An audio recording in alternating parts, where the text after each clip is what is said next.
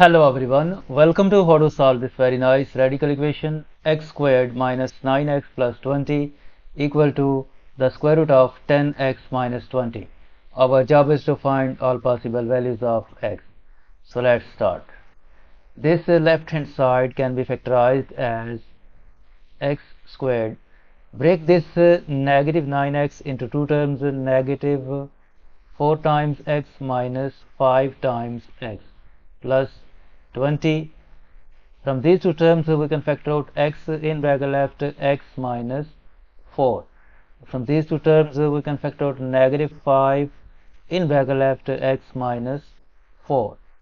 And x minus 4 is a common factor, and in bracket left x minus 5 equal to this expression, the square root of 10 times x minus 20. For real solutions, this 10 times x minus 20, 10 times x minus 20 must be greater than or equal to 0. This implies that x must be greater than or equal to 2. And this expression x minus 4 times x minus 5, x minus 4 times x minus 5 must be greater than or equal to 0. This implies that x must be less than or equal to 4, or x must be greater than or equal to 5. If we combine these two, we get the domain of the equation x must be less than or equal to 4 and x must be greater than or equal to 2, or x must be greater than or equal to 5. Now we rewrite this original equation here. X squared minus 9 times x plus 20 equal to the square root of 10 times x minus 20. To simplify the solution, we suppose that let y is equal to this expression, square root of 10 times x minus 20. So this original equation will become x squared minus 9 times x plus 20 equal to y. Let's call this equation equation number 1. If we square both sides of this substitution, this implies that y squared equal to 10 times x minus 20.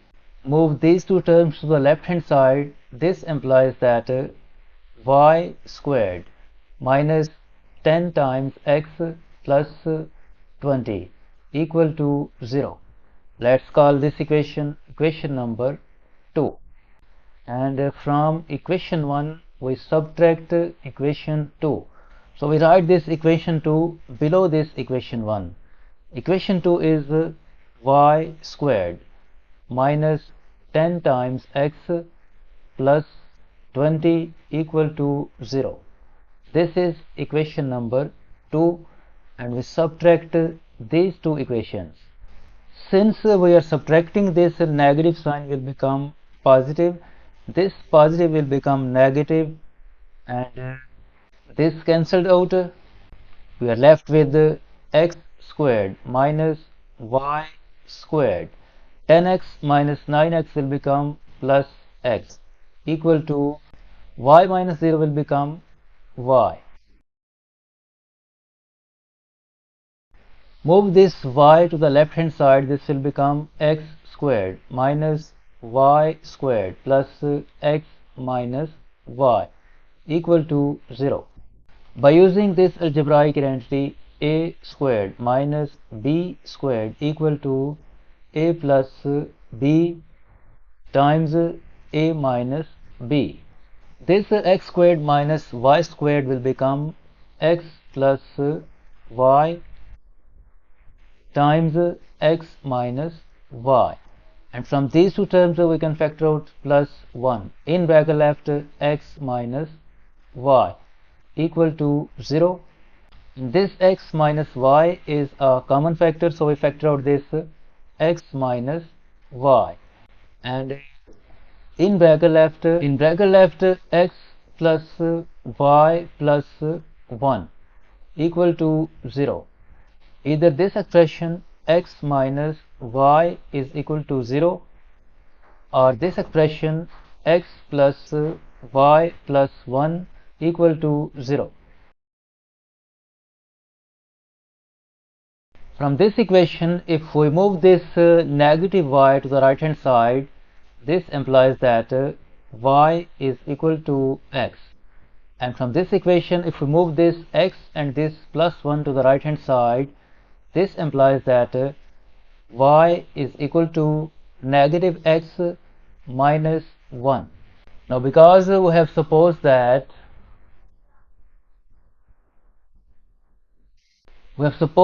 y is equal to the square root of 10x minus 20. We have supposed that y is equal to the square root of 10 times x minus 20. For real solutions, this 10x minus 20 must be greater than or equal to 0. So this y must be greater than or equal to 0. And this 10x minus 20 is greater than or equal to 0 implies that x must be greater than or equal to 2. Means that x is always positive. If x is positive, so this left hand side is always less than 0. But this y must be greater than or equal to 0. It means that no real solutions can be found from this case. So we accept only this case, y is equal to x, and we recall equation number 1.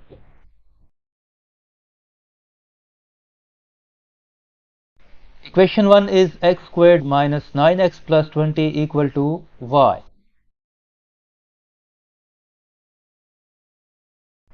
Equation 1 is x squared minus 9 times x plus 20 equal to y. Since y is equal to x, so this will become x squared minus 9 times x plus 20 equal to x. Move this x to the left hand side, this will become x squared minus 9 times x minus x plus 20 equal to 0. Further simplify, this will become x squared minus 10 times x plus 20 equal to 0. Now this is a quadratic equation and is not factorable, so we solve it by completing the square method. We write this x squared, and this negative 10x can be written as negative 2 times x times 5. Means that to complete the square, we add here 5 squared. 5 squared is 25, and we subtract 25 plus this 20 equal to 0. By using this algebraic identity, a squared minus 2ab plus b squared equal to a minus b whole squared. This x squared minus 2 times x times 5 plus 5 squared will become x minus 5 whole squared, and negative 25 plus 20 will become negative 5 equal to 0. Move this negative 5 to the right hand side, this will become x minus 5 whole squared equal to 5, and we take a square root of both sides.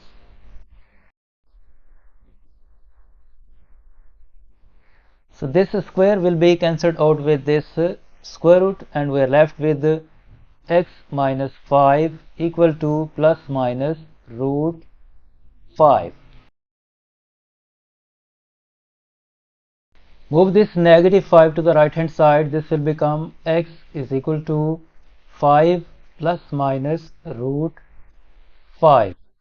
It means that we have two solutions. X is equal to 5 plus root 5 and x is equal to 5 minus root 5. Now we check the validity of these solutions by using the domain of the equation.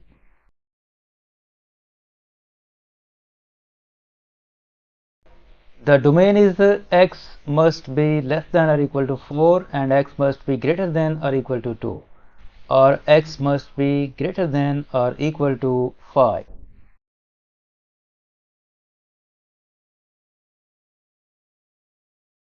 The domain is x must be less than or equal to 4 and x must be greater than or equal to 2, or x must be greater than or equal to 5. This 5 plus root 5 is approximately equal to 7.23, and this 5 minus root 5 is approximately equal to 2.76, which is less than 4 and greater than 2, and this is greater than 5. It means that the two solutions 5 plus root 5 and 5 minus root 5 both are valid solutions.